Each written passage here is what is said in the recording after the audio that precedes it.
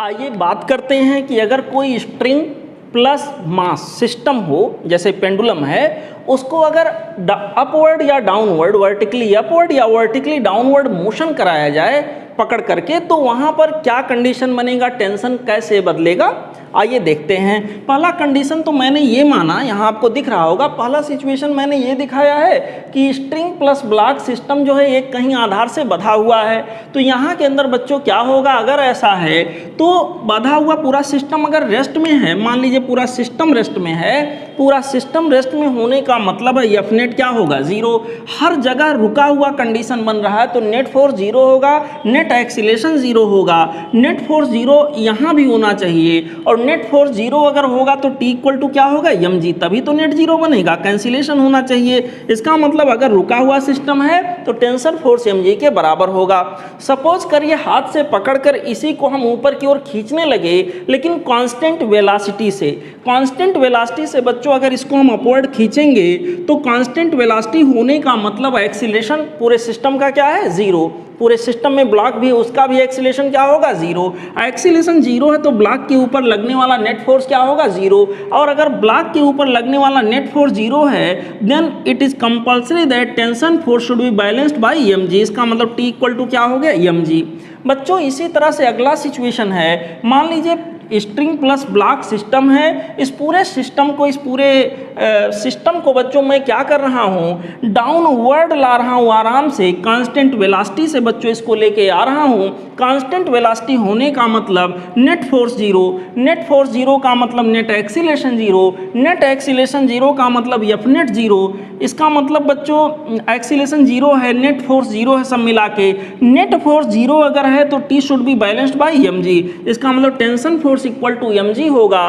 तो तीन कंडीशंस यहाँ पर ऐसे मिले जब पूरा सिस्टम रेस्ट में था, पूरा सिस्टम अपवर्ड कांस्टेंट वेलोसिटी से जा रहा था, पूरा सिस्टम डाउनवर्ड कांस्टेंट वेलोसिटी से जा रहा था। इन तीनों सिचुएशन में टेंशन फोर्स एम जी के बराबर आ गया। लेकिन अब थोड़ा बदलाव होगा। मान लीजिए बच्चों ब्लॉक प्लस स्ट्रिंग सिस्टम को मैंने ए एक्सीलरेशन से कांस्टेंट एक्सीलरेशन से ऊपर की ओर चला दिया, इस तरह से मैं लेके इसको जा रहा हूँ। तो बच्चों यहाँ के अंदर क्या होगा, देखिए F net equal to m E apply करेंगे along reference direction. Reference direction बच्चों एक्सीलरेशन की नेट डायरेक्शन हम लेंगे। यहाँ के अंदर हमारे पास हो जाएगा T minus m g, F net के जगह पर T minus m g equal to m into ये। यहाँ के अंदर बच्चों टी की वैल्यू हो जाएगा एम जी प्लस ये। यहाँ के अंदर अगला देखिए, अगले में बच्चों पूरे सिस्टम को मैं डाउनवर्ड लेके आ रहा हूँ, पूरे सिस्टम को डाउनवर्ड बट कांस्टेंट एक्सीलरेशन से लेके आ रहा हूँ। अगर ऐसा करूँगा बच्चों तो यहाँ के अंदर downward constant acceleration, net acceleration downward मतलब नेट फोर्स डाउनवर्ड, इसका मतलब एम जी टी से ज़्यादा रहा होगा। F net equal to m e मैं ब्लॉक के लिए अप्लाई करूँगा बच्चों, स्ट्रिंग वैसे भी मासलेस लेके चल रहा हूँ मैं, तो ये हो जाएगा m g minus of t, f net के जगह पर इक्वल टू एम इंटू ये। एक यहाँ पर टी की वैल्यू बच्चों हमारे पास आ जाएगी एम जी माइनस ये। अब बात बच्चों ऐसा भी सवाल आता है कि स्ट्रिंग प्लस मास सिस्टम इस प्रकार से है और स्ट्रिंग प्लस मास सिस्टम को मैं क्या कर रहा हूँ, मैं किसी रिटार्डेशन से, कांस्टेंट रिटार्डेशन से अपवर्ड ले जा रहा हूँ। कांस्टेंट रिटार्डेशन अपवर्ड माइनस ये। बच्चों कांस्टेंट रिटार्डेशन का मतलब निगेटिव एक्सीलरेशन अपवर्ड है, निगेटिव एक्सीलरेशन अपवर्ड होने का मतलब पॉजिटिव एक्सीलरेशन डाउनवर्ड है। तो ये केस जो है इसके सिमिलर हो गया मैथमेटिकली, ये दोनों केस सिमिलर आएंगे। अगर इसके ऊपर भी f net equal to m a apply करेंगे, एफ नेट का मतलब m g minus of t, हम सब कुछ ये के एलांग लेंगे, m g minus t equal to m a. T की वैल्यू बच्चों एम जी माइनस ए के बराबर आ गया। सिमिलरली एक कंडीशन और बन सकता है, मान लीजिए हमसे यही पूछ लिया जाता कि पूरा ये जो सिस्टम है उसको कांस्टेंट रिटार्डेशन से मैं डाउनवर्ड ला रहा हूँ। कांस्टेंट रिटार्डेशन से डाउनवर्ड लाने का सेंस ये हुआ यहाँ कांस्टेंट एक्सीलरेशन से अपवर्ड ले जाना। तो बच्चों ये दोनों केस एक दूसरे के इक्विवेलेंट हो जाएंगे। जो रिजल्ट मुझे यहाँ मिला था वही रिजल्ट यहाँ भी इस बार हमें मिल जाएगा। बच्चों इस बार क्या हो जाएगा, T minus m g, T acceleration के along minus m g equal to m ये। इसका मतलब टी की वैल्यू यहाँ एम जी प्लस ये, जो मैंने आपको बताया कि ये केस यहाँ के सिमिलर हो जाएगा, यानी रिजल्ट हमें वैसा ही यहाँ भी मिलना था। बच्चों अभी अभी हम लोगों ने देखा कि अगर कोई स्ट्रिंग प्लस मास सिस्टम किसी एक्सीलरेशन से कांस्टेंट एक्सीलरेशन से डाउनवर्ड लाया जा रहा है तो वहाँ पर टेंशन फोर्स जो स्ट्रिंग में डेवलप हुआ that is m g minus ये। जरा सोचो अगर ये की वैल्यू बच्चों जी यानी ग्रेविटेशनल एक्सीलरेशन से कम हो तो क्या होगा, जी माइनस जी से छोटी वैल्यू, यानी कि ये वैल्यू टेंशन फोर्स की कैसी आएगी, पॉजिटिव। नो डाउट पॉसिबल है, रस्सी यहाँ पर टेंसाइल स्टेट में होगा। अच्छा यहाँ के अंदर बच्चों अगर ये इक्वल टू जी, जिस एक्सीलरेशन से मैं डाउनवर्ड ला रहा हूँ वो ग्रेविटेशनल एक्सीलरेशन के बराबर हो जाए तो क्या होगा, जी माइनस जी, जीरो आ गया, टेंशन फोर्स जीरो, रस्सी बिल्कुल लूज हो चुका होगा या लूज होने के कंडीशन में होगा।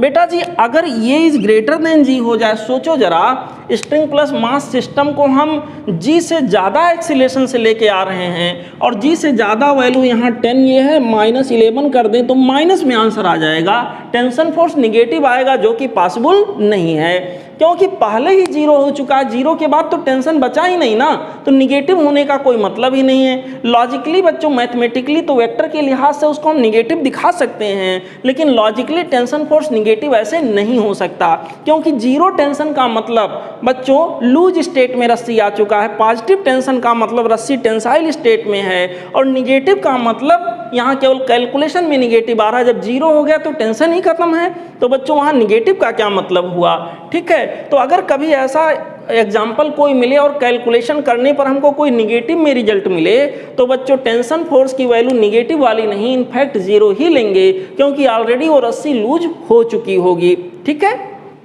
जैसे बच्चों मान लीजिए कि यहाँ पर मैंने कहा कि कोई स्ट्रिंग प्लस मास सिस्टम है और इसको मैंने कह दिया कि ये 15 मीटर पर सेकेंड स्क्वायर के रेट से नीचे आ रहा है, ऐसे मैंने कर दिया। तो अगर कैलकुलेशन के पॉइंट ऑफ व्यू पे जाएंगे तो टेंशन फोर्स की वैल्यू यहाँ के अंदर मास को कुछ मान लेते हैं, सपोज करिए मास यहाँ पर हमारा 1 kg है तो यहाँ के अंदर हो जाएगा यम जी माइनस ये, देखिए यम का मतलब 1, जी का मतलब 10, माइनस ये का मतलब 15, यहाँ के अंदर बच्चों आ गया -5। लेकिन माइनस देखते आप समझ जाइए कि ये जिस कंडीशन में हमने कैलकुलेशन किया है रस्सी ऑलरेडी लूज हो चुकी है, मतलब निगेटिव टेंशन तो यहाँ आने का कोई मतलब ही नहीं है। इट मीन्स इसका सही जवाब जो होगा वो जीरो होगा, भले ही कैलकुलेशन में -5 आया है। बच्चों अगला जो हमारा फोर्स है दैट इज नॉर्मल फोर्स या उसी को कहते हैं रिएक्शन फोर्स। नॉर्मल फोर्स या रिएक्शन फोर्स क्या होता है आइए समझने का प्रयास करते हैं। नॉर्मल फोर्स या रिएक्शन फोर्स बच्चों यहाँ के अंदर इसका कॉन्सेप्ट कुछ ऐसे होता है, जब किसी सॉलिड बॉडी को किसी सॉलिड सरफेस पे रखा जाता है तो यहाँ पे वो सरफेस उस बॉडी के ऊपर रिएक्शन फोर्स लगाता है परपेंडिकुलर टू सरफेस। होता क्या है जैसे समझाऊं मैं, यहाँ पर ये सपोज करिए कोई सरफेस है, this is a surface and इसके ऊपर मैंने एक कोई बॉडी रख दिया, तो जैसे ही बॉडी रखेंगे बॉडी का वेट नीचे काम करेगा mg फोर्स तो धरती मैया ने इसके ऊपर लगाया। mg फोर्स जब इसके ऊपर लगा तो इस जिस सरफेस पर रखा था उस सरफेस को इसने प्रेशराइज किया, तो सरफेस के ऊपर इसने फोर्स लगाया, कितना फोर्स लगाया mg फोर्स बॉडी के ऊपर किसने लगाया, धरती मैया ने लगाया, ग्राउंड ने लगाया, अर्थ ने लगाया। और उसी mg फोर्स से जब ये नीचे जाने की कोशिश किया तो वही mg फोर्स एक तरह से मैं कह सकता हूँ बॉडी लगाया किसके ऊपर, सरफेस के ऊपर। तो अगर बच्चों ये सरफेस उसका जवाब ना दे तब तो सरफेस टूट जाता ना, तो सरफेस उसका जवाब देगा और उसके बदले वो क्या लगाएगा, एक अलग फोर्स लगाएगा mg के अपोजिट यहाँ पर बच्चों, जिसको हम नॉर्मल फोर्स कहेंगे, ठीक है। नॉर्मल फोर्स हमारा जो होता है वो बच्चों किसी सरफेस के द्वारा किसी बॉडी पर लगाया जाता है, एक तरह से रिएक्शन फोर्स होता है, एक्शन का जवाब होता है रिएक्शन फोर्स यहाँ पे बेटा। और इस फोर्स की खास बात होती है जो सरफेस इस फोर्स को लगाता है यह फोर्स उस सरफेस के हमेशा परपेंडिकुलर होता है। बच्चों यहाँ अगला केस देखें, जैसे इंक्लाइंड कोई सरफेस इस तरह से है और यहाँ पर एंगल सपोज करिए थीटा हो, तो यहाँ नॉर्मल फोर्स की बच्चों अगर मैं बात करूँ कितना लगेगा, कौन लगाएगा। सबसे पहले शुरुआत यहाँ से करते हैं, धरती मैया इसको नीचे की ओर खींचेगी, अर्थ इसको नीचे की ओर mg फोर्स से खींच रहा बच्चों। यहाँ के अंदर mg का एक कंपोनेंट इसको स्लाइड कराने की कोशिश करेगा, एक कंपोनेंट यहाँ पर बच्चों इसको इस तरह से सरफेस के परपेंडिकुलर आ जाएगा। ये कंपोनेंट यहाँ के अंदर होता है mg cos थीटा, अगर आपने पढ़ा हो कभी, मैं आपको रिवाइज मात्र करा रहा हूँ। ये हो जाएगा mg sin थीटा। अब mg sin थीटा को मान लेते हैं यहाँ फ्रिक्शन लग रहा हो तो फ्रिक्शन बैलेंस कर लेगा, नहीं लग रहा होगा तो बॉडी स्लाइड करने लग जाएगी। और mg cos थीटा को बैलेंस करने के लिए mg cos थीटा ने सरफेस को दबाया, सरफेस ने mg cos थीटा का जवाब दिया और उसके बदले क्या लगाया, नॉर्मल फोर्स। तो यहाँ पे अगर मैं देखूं बच्चों तो नॉर्मल फोर्स हमारा mg के बराबर आएगा। यहाँ पर मैं देखूं बच्चों तो नॉर्मल फोर्स यहाँ पर mg cos थीटा के बराबर आ जाएगा। यहाँ पर देखिए कोई बॉडी ऐसे रखा हो, इसका वेट नीचे की ओर mg लगा, mg इस बॉडी के ऊपर धरती मैया ने लगाया, अर्थ ने लगाया और उसी mg फोर्स ने इसने सरफेस को दबाया। सरफेस क्या करेगा, जवाबदेही करेगा कि नहीं, उसका आंसर देगा और यहाँ उसके बदले क्या लगाएगा, नॉर्मल फोर्स। नॉर्मल फोर्स हमेशा जो सरफेस लगाता है वो अपने आप के परपेंडिकुलर लगाता है। मान लीजिए बच्चों ये बॉडी यहाँ कहीं रखा हुआ होता, सपोज मैं कह रहा हूँ एक बॉडी में यहाँ ला के कहीं ऐसे रख देता हूँ, सीखिए समझिए आगे बढ़िए। कोई बॉडी मैं यहाँ पर रख देता हूँ तो इसके ऊपर लगने वाला mg फोर्स इस तरह से हो गया बच्चों, और यहाँ पर नॉर्मल फोर्स mg का एक कंपोनेंट इधर आएगा, एक कंपोनेंट इधर आएगा। सपोज करिए यहाँ पर बच्चों जैसे यहाँ पर मैंने माना था इस एंगल को थीटा मान लिया था, अगर ये एंगल थीटा है तो ये हो गया mg cos थीटा। यहाँ के अंदर बच्चों इसका नॉर्मल फोर्स सरफेस लगाएगा, यहाँ के अंदर n इक्वल टू क्या हो जाएगा, mg cos थीटा। यहाँ के अंदर मान लो कोई कॉन्वेक्स टाइप सरफेस है, मैंने यहाँ कोई बॉडी रख दिया बच्चों, इसका वेट नीचे की ओर mg कौन लगाएगा, धरती मैया लगाएगी।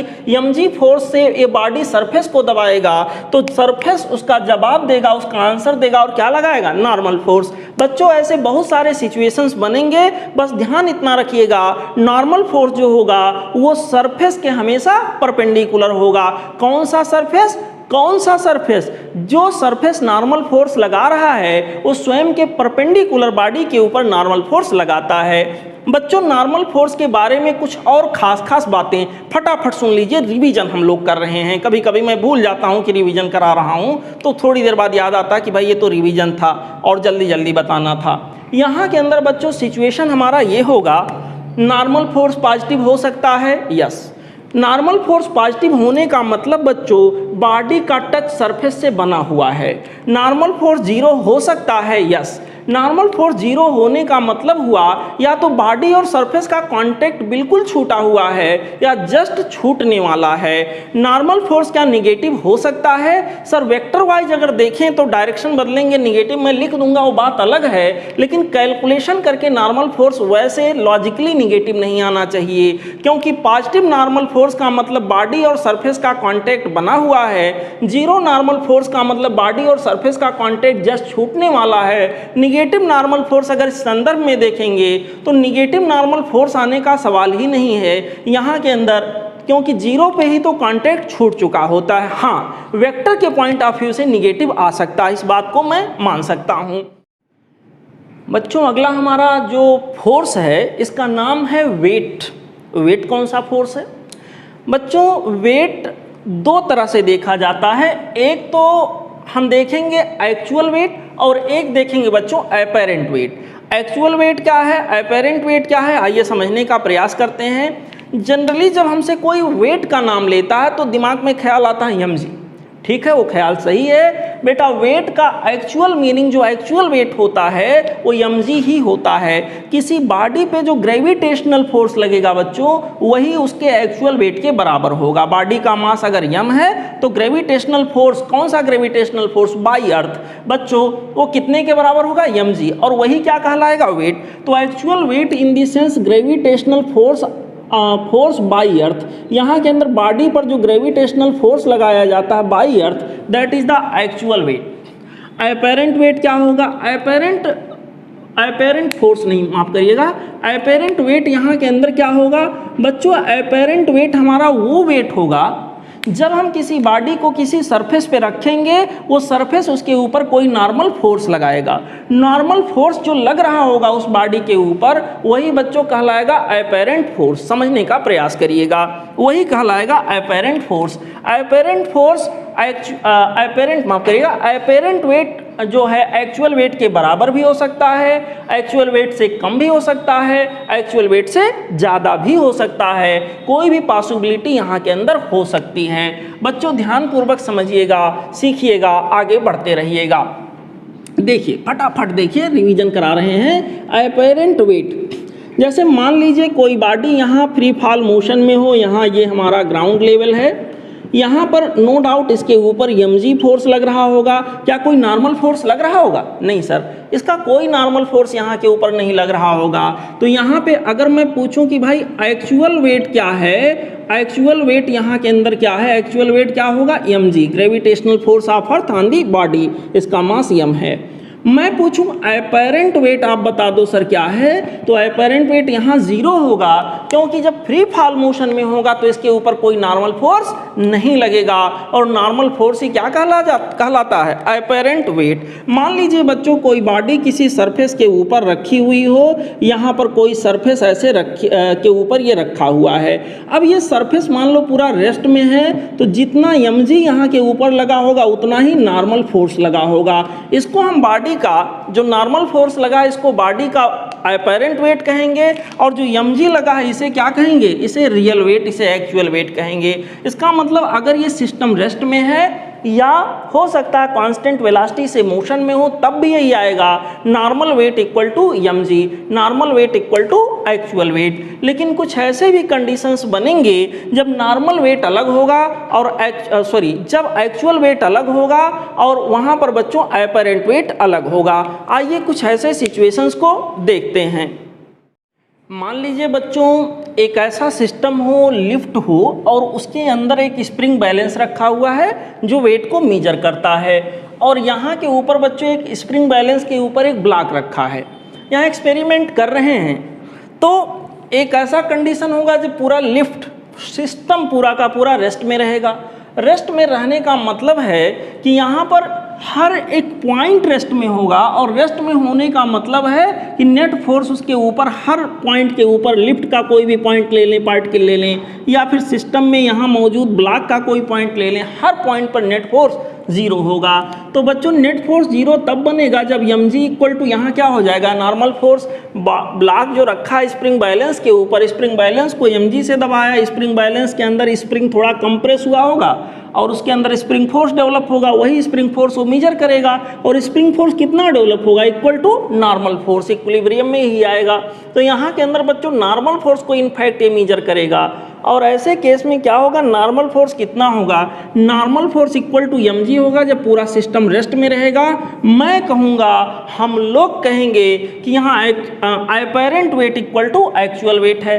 सिमिलरली कंडीशन आएगा कि ये सिस्टम पूरा अपवर्ड कांस्टेंट वेलोसिटी से जा रहा हो या डाउनवर्ड वेलोसिटी से कांस्टेंट वेलोसिटी से जा रहा हो। अपवर्ड या डाउनवर्ड कांस्टेंट वेलोसिटी से जाए तो दोनों ही केस में बच्चों आप जान लीजिए नॉर्मल फोर्स इक्वल टू क्या आएगा? mg। भाई कांस्टेंट वेलोसिटी से जाने का क्या मतलब हुआ कि नेट वेलोसिटी, कांस्टेंट वेलोसिटी का मतलब क्या हुआ? Net acceleration 0। नेट एक्सीलरेशन 0 मतलब नेट फोर्स 0।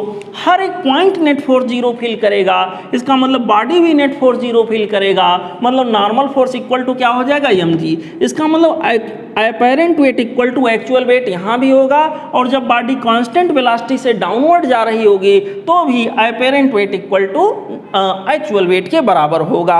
अगला सिचुएशन ये आएगा कि हमारा पूरा सिस्टम कांस्टेंट एक्सीलरेशन से सपोज अपवर्ड जाने लगा हो। अगर पूरा सिस्टम कांस्टेंट एक्सीलरेशन से बच्चों अपवर्ड जाने लग गया तो क्या होगा? समझिएगा, ऐसे पर्टिकुलर सिचुएशन में f net equal to m a हम ब्लॉक के ऊपर लगा लें तो क्या होगा?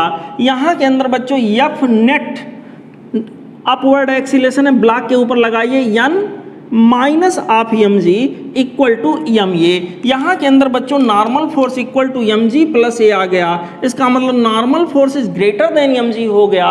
Normal force greater than mg होने का मतलब जानते हो बच्चों? यहाँ पर नॉर्मल फोर्स का मतलब apparent weight greater than mg, in the sense apparent wait जो हमारा होगा वो एक्चुअल वेट से ज़्यादा फील होगा। यहाँ पर देखिए मान लेते हैं पूरा सिस्टम डाउनवर्ड कांस्टेंट एक्सीलरेशन से आ रहा हो, यहाँ पर इस बार बच्चों डाउनवर्ड फोर्स डोमिनेट करेगा। F net equal to m a block के लिए मैं लगाऊंगा तो यहाँ के अंदर आ जाएगा m g minus of n equal to m a. यहाँ नॉर्मल फोर्स इक्वल टू बच्चों आ गया m g minus a, n will be less than m g. यहाँ जैसा कि इस इक्वेशन से आप देख सकते हैं, इसका मतलब जो अपैरेंट वेट होगा बच्चों वो एक्चुअल वेट के कंपैरिजन में थोड़ा सा कम आएगा। ठीक है, अच्छा आगे बढ़ते हैं। यहाँ पर बच्चों आगे बढ़ते हुए हम आगे अगले सिचुएशन में, सपोज करिए हमारा पूरा सिस्टम ऐसे कहा जाएगा कांस्टेंट रिटार्डेशन से अपवर्ड जा रहा। कांस्टेंट रिटार्डेशन मतलब निगेटिव एक्सीलरेशन, रिटार्डेशन मतलब निगेटिव एक्सीलरेशन, तो पॉजिटिव एक्सीलरेशन किधर आएगा? डाउनवर्ड। तो लॉजिकली ये वाला सिचुएशन यहाँ के सिमिलर हो गया बच्चों, और अगर ये वाला सिचुएशन यहाँ के सिमिलर हो गया तो एक चीज़ हम आप देख सकते हैं कि यहाँ के अंदर बच्चों क्या होगा? Normal force equal to m g minus a, जो यहाँ आया था वही यहाँ भी आएगा। इसका मतलब यहाँ के लिए भी n will be less than m g, मतलब जो अपैरेंट वेट होगा वो एक्चुअल वेट की तुलना में कम होगा। बच्चों इस पर्टिकुलर सिचुएशन के बारे में सोचिए, जब हमारा पूरा सिस्टम कांस्टेंट एक्सीलरेशन से डाउनवर्ड डायरेक्शन में आ रहा हो तो क्या सिचुएशन यहाँ बनेगा। यहाँ बच्चों इसके लिए हम रूल अप्लाई करेंगे जैसा कि अभी हम लोगों ने देखा था, n equal to m g minus ये आएगा। अब इसमें ज़रा देखिए, अगर ये की वैल्यू g से कम हो जाए, ये की वैल्यू लेस देन हो g के कंपेरिजन में, तो कैलकुलेट करने पर नॉर्मल फोर्स हमारा पॉजिटिव आएगा। इफ a इक्वल टू जी आया देन नॉर्मल फोर्स 0 आ गया, और अगर a is less than g है तो कैलकुलेट करने पर, फिलहाल कैलकुलेट करने पर नॉर्मल फोर्स निगेटिव आएगा। जरा सोचते हैं बच्चों, नॉर्मल फोर्स पॉजिटिव आने का मतलब बॉडी और सरफेस का कांटेक्ट बना हुआ है। ठीक है, यहाँ के अंदर नॉर्मल फोर्स 0 आने का मतलब बॉडी और सरफेस का कांटेक्ट या तो छूट चुका है या छूटने के जस्ट कंडीशन में है। ठीक है बच्चों, और यहाँ पर अगर यहाँ एज लेस देन जी आया तो बच्चों यहाँ क्या होगा? नॉर्मल फोर्स कैलकुलेट करने पर निगेटिव आएगा, लेकिन एक्चुअल आंसर क्या होगा? 0। क्यों? क्योंकि सिचुएशन ऐसा, आप लिफ्ट में हो, लिफ्ट ग्रेविटेशनल एक्सीलरेशन से ज़्यादा एक्सीलरेशन से जाने लगी और आप कितने से जा रहे हो? g से, तो आप हवा में टंग जाओगे, या बहुत तेज जाने लगी तो आपका सर जाके वहाँ के सीलिंग से टकरा जाएगा। ठीक है, लिफ्ट के सीलिंग से टकरा सकता है, तो आप सरफेस, जो निचला सरफेस था उसके कांटेक्ट में तो रहे नहीं, हम टकराने वाली बात नहीं करें कि सर टकरा जाए, बीच में कहीं टंगे तो वहाँ कांटेक्ट छूट चुका है। कैलकुलेट करने पर नॉर्मल फोर्स निगेटिव तो आएगा, लेकिन वहाँ वैलिड आंसर निगेटिव नहीं होगा, वैलिड आंसर 0 होगा, बिकॉज कांटेक्ट ऑलरेडी छूट चुका है। नॉर्मल फोर्स नाम का कोई चीज़ वहाँ रह ही नहीं गया है। ठीक है बच्चों हमारा अगला फोर्स है स्प्रिंग फोर्स। स्प्रिंग फोर्स नाम से स्पष्ट है, स्प्रिंग के द्वारा लगाया जाने वाला फोर्स। तो सवाल उठा, ये फोर्स कब डेवलप होगा? बड़ी एक्सपीरियंस करने वाली बात है। स्प्रिंग तो सबने देखा है बच्चों। स्प्रिंग को आप पकड़ लीजिए, या एक टर्मिनल उसका कहीं से अटैच कर दिए, दूसरे टर्मिनल को आप खींचिए, तो ऐसा आपको महसूस होगा कि स्प्रिंग आपको खींच रहा है। ठीक है बच्चों, स्प्रिंग को कहीं दबाइए, प्रेस करिए, तो आपको ये महसूस होगा कि स्प्रिंग आपको बच्चों फोर्स कर रहा है। तो यहाँ के अंदर बच्चों जब किसी स्प्रिंग को उसके नेचुरल लेंथ से हम एक्सटेंड करते हैं या कंप्रेस करते हैं, तो स्प्रिंग के अंदर लगाए गए फोर्स के अपोजिट डायरेक्शन में एक फोर्स डेवलप होता है, जिसको बच्चों स्प्रिंग फोर्स का नाम देते हैं। Spring force by nature conservative होता है और हमेशा मीन पोजीशन की ओर लगता है, मतलब रिलैक्स्ड कंडीशन में आने की कोशिश कराता है। जैसे बच्चों यहाँ के अंदर मैं क्या करूँ, किसी स्प्रिंग को जो अपने नेचुरल कंडीशन में है, इससे एक ब्लॉक भी अटैच किया हुआ है, हमने इसके ऊपर एक्सटर्नल फोर्स यूँ लगाया, स्प्रिंग को कंप्रेस किया। अभी स्प्रिंग के ऊपर कोई फोर्स नहीं, नेट फोर्स अभी 0 है, नॉर्मल mg भी अगर माने तो 0 हो गया। लेकिन अभी मैंने बाहर से फोर्स लगाया, स्प्रिंग चल पड़ा। जैसे जैसे स्प्रिंग कंप्रेस होता जाएगा बच्चों, स्प्रिंग फोर्स इसमें डेवलप हुआ, और जितना ज़्यादा कंप्रेस करेंगे स्प्रिंग फोर्स उतना ज़्यादा बढ़ता चला जाएगा। तो यहाँ पर इस तरह की कंडीशन बनेगी। अपने नेचुरल कंडीशन से जब इस स्प्रिंग को हम बच्चों एक्सटेंड करते हैं तो भी स्प्रिंग फोर्स यहाँ डेवलप होता है। हम नेचुरल कंडीशन से एक्सटर्नल फोर्स लगा के स्प्रिंग को कंप्रेस करें या स्प्रिंग को कह दीजिए एक्सटेंड करें, इन दोनों पर्टिकुलर सिचुएशंस में क्या होता है बच्चों, स्प्रिंग फोर्स डेवलप होता है। और स्प्रिंग फोर्स हमेशा लगाए गए फोर्स के अपोजिट होता है, या यूं कह लीजिए इस प्रकार से कोशिश हो रही होती है कि यहाँ पे बॉडी अपनी रिलैक्स्ड कंडीशन में फिर से आ जाए। स्प्रिंग फोर्स बॉडी को हमेशा रिस्टोर करने की कोशिश करता है, यहाँ पे अपने नेचुरल कंडीशन में लाने की कोशिश करता है। ठीक है बच्चों, तो स्प्रिंग फोर्स की कहानी यूं रही। स्प्रिंग अगर मासलेस है बच्चों, मासलेस तो इनफैक्ट होता नहीं लेकिन लगभग मासलेस मान लिया जाता है आइडियल कंडीशन बनाने के लिए, तो स्प्रिंग फोर्स की वैल्यू हर जगह क्या होती है, सेम होती है। अदरवाइज ये डिफरेंट हो सकती है अगर मैसिव स्प्रिंग का केस हो तो यहाँ के अंदर स्प्रिंग फोर्स से रिलेटेड बच्चों एक कॉन्सेप्ट दिया था हमारे जो है हुक्स जी ने। उन्होंने ये बताया कि spring force directly proportional to होगा displacement of the spring terminal, या कह लीजिए कंप्रेशन या एक्सटेंशन फ्रॉम मेन पोजीशन। बच्चों जितना ज़्यादा कंप्रेस करेंगे या जितना ज़्यादा एक्सटेंड करेंगे स्प्रिंग फोर्स उतना ही ज़्यादा होगा। बच्चों एफ एस इक्वल टू यहाँ के अंदर के एक्स आ जाएगा। के को यहाँ स्प्रिंग कांस्टेंट कहते हैं या फोर्स कांस्टेंट ऑफ स्प्रिंग कहते हैं। और बच्चों यहाँ पर निगेटिव साइन लगा देते हैं, क्यों? क्योंकि डिस्प्लेसमेंट की जो डायरेक्शन होगी और वो हमेशा बच्चों स्प्रिंग फोर्स के किधर होगी, अपोजिट होगी, इसलिए यहाँ निगेटिव साइन के द्वारा इसको बच्चों दिखाया जाता है। समझिएगा एक और बात, यहाँ पे हुक्स जी का जो लॉ है वो इलास्टिक लिमिट के अंदर एप्लीकेबल होता है। हम स्प्रिंग को इतना ज़्यादा ना खींच दें कि स्प्रिंग वापस जाने के कंडीशन में ही ना रह पाए, ऐसे कंडीशन में ये सभी लॉज फेल हो जाते हैं। तो बच्चों Hooke's law is applicable with in the elastic limit of the spring. अच्छा, यहाँ पर जरा सोचिए, अगर हमें इस ब्लॉक को मूव कराना है तो एक्सटर्नल फोर्स स्प्रिंग फोर्स से ज़्यादा लगाना पड़ेगा, या कम से कम हम मेंटेन रखें कि एक्सटर्नल फोर्स स्प्रिंग फोर्स के बराबर बना रहे। जैसे अभी 0 एक्सटर्नल था, स्प्रिंग फोर्स 0 था, हमने हल्का सा एक्सटर्नल फोर्स लगाया, स्प्रिंग फोर्स लगने लगा, सपोज 0.1 न्यूटन स्प्रिंग फोर्स भी लगने लगा। हमने क्या किया, हल्का सा और स्प्रिंग फोर्स हमने एक्सटर्नल फोर्स बढ़ाया 0.5 न्यूटन, तो स्प्रिंग फोर्स 0.5 लगने लगा।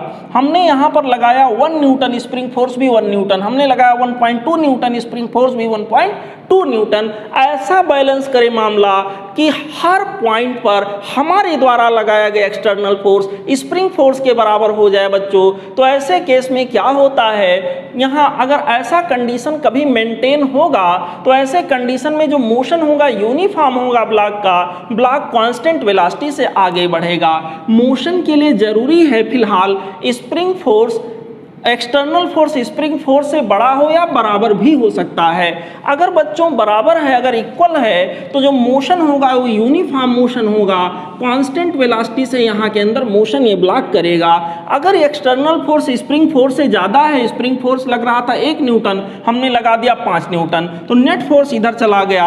एक्सीलरेटेड मोशन इस बार बॉडी का होगा, यहाँ पर मोशन नॉन यूनिफॉर्म होगा, वेलोसिटी यहाँ कांस्टेंट नहीं होगी, यहाँ एक्सीलरेशन 0 नहीं होगा, जबकि यहाँ एक्सीलरेशन क्या था बच्चों, 0 था। इतनी बात आप समझ गए बच्चों। स्प्रिंग फोर्स यहाँ पर बच्चों तभी डेवलप होगा जब बॉडी को हम स्प्रिंग को हम क्या करें, कंप्रेस या एक्सटेंड करें। हमेशा किधर लगेगा, हमेशा मीन पोजीशन की ओर लगेगा। यहाँ पर बॉडी को मीन पोजीशन में लाने का हमेशा प्रयास करेगा, लगाए गए फोर्स के अपोजिट डायरेक्शन में लगेगा। बच्चों इसका नेचर कैसा होता है, कंजर्वेटिव होता है। किधर लगता है, towards the mean position, towards the relaxed position. समझ में आ रहा बच्चों। तो ये था स्प्रिंग के बारे में कुछ खास बातें। सपोज करिए बच्चों एक स्पेशल केस, यहाँ पे सवाल खूब आते हैं कि एक कोई स्प्रिंग और उससे अटैच ब्लॉक है। अभी ब्लॉक को सपोज करिए अटैच नहीं किया गया, केवल स्प्रिंग है, अपनी नॉर्मल सिचुएशन में है, अपने नेचुरल लेंथ पे है, स्प्रिंग मासलेस है, अपने नेचुरल लेंथ पे है। क्या किया मैंने इसमें मैं बच्चों कोई ब्लॉक ला करके, जैसे ये ब्लॉक है सपोज करिए, इसको ला करके मैं इसमें बांध दिया, अभी बिल्कुल नेचुरल लेंथ में है, इसको मैं यहाँ ला करके क्या किया, इसको टैग कर दिया, अभी सपोर्ट दिया हूँ, नेचुरल लेंथ में अभी है। फिर धीरे धीरे धीरे धीरे इसको नीचे आने देंगे, नीचे आने देंगे, नीचे आने देंगे। क्यों ये नीचे आएगा? बिकॉज mg फोर्स खींच रहा है, उसमें बधा हुआ स्प्रिंग को भी खींच रहा है। तो ज्यों ज्यों ये नीचे आना शुरू करेगा स्प्रिंग फोर्स ऊपर लगना शुरू होगा। धीरे धीरे आने देते हैं, आराम से क्वासी स्टैटिक प्रोसेस बिल्कुल आने दिए। एक समय ऐसा होगा कि आप हाथ हटा लोगे, यहीं पर ये टंगा रह जाएगा। क्यों? क्योंकि स्प्रिंग फोर्स जो है वो mg को बैलेंस कर चुका है, x की वैल्यू इतनी हो चुकी है कि Fs equal to kx equal to mg हो जाए। बच्चों जो जो x बढ़ता गया स्प्रिंग फोर्स बढ़ता गया, एक समय ऐसा है स्प्रिंग फोर्स इतना हो गया कि उसने mg को बैलेंस कर दिया। रिलैक्स सिचुएशन यहाँ आ जाएगा बच्चों, रिलैक्स सिचुएशन आ जाएगा, यहाँ नेट फोर्स जीरो होगा। मतलब यहाँ के लिए हम देखें तो Fs equal to Hooke's law के अनुसार kx होगा, इक्वल टू क्या आ जाएगा, mg।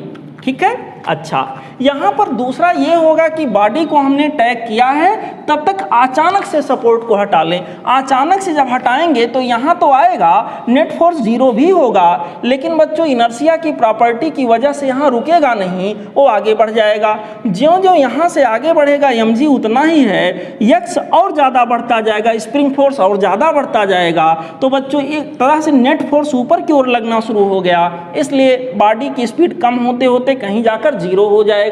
और बच्चों अब इसको मीन पोजीशन मानते हुए ये ब्लॉक यहाँ के ऊपर क्या करना शुरू कर देगा, SHM। जहाँ SHM का एम्पलीट्यूड x इधर था, x इधर भी हो जाएगा। टोटल एक्सटेंशन यहाँ के अंदर कितना आएगा, 2x। जब आराम से उसको जाने दिया गया, एक्सटेंशन यहाँ के अंदर x आया। जब बच्चों उसको अचानक ही हटा लिया गया सपोर्ट को, तो ये मीन पोजीशन जो हमारा ये जो रिलैक्स्ड पोजीशन था, ये SHM का मीन पोजीशन बन जाएगा। और ये बॉडी इसको एम्पलीट्यूड मानते हुए SHM करना शुरू कर देगी। और यहाँ के लिए बच्चों ये टोटल एक्सटेंशन कितना हो गया, फ्रॉम रिलैक्स्ड कंडीशन 2x के बराबर आ गया। बच्चों यहाँ के लिए अगर बात किया जाए तो F dash equal to F dash s या Fs डैश इक्वल टू हो जाएगा k into x from relaxed position. कितना था, 2x। बच्चों यहाँ के अंदर हमारे पास Fs dash equal to 2kx और kx की वैल्यू बच्चों क्या था, mg। तो यहाँ पर 2mg के बराबर आ गया। तो फिलहाल यहाँ पर जो स्प्रिंग फोर्स लगेगा, यहाँ वाले स्प्रिंग फोर्स का आप देख सकते हैं 2 गुना होगा बच्चों, 2 टाइम्स होगा, क्योंकि यहाँ जो डिस्प्लेसमेंट है रिलैक्स्ड कंडीशन से वो कितना है, 2 टाइम्स है as compare to first situation that is here. Okay बच्चों।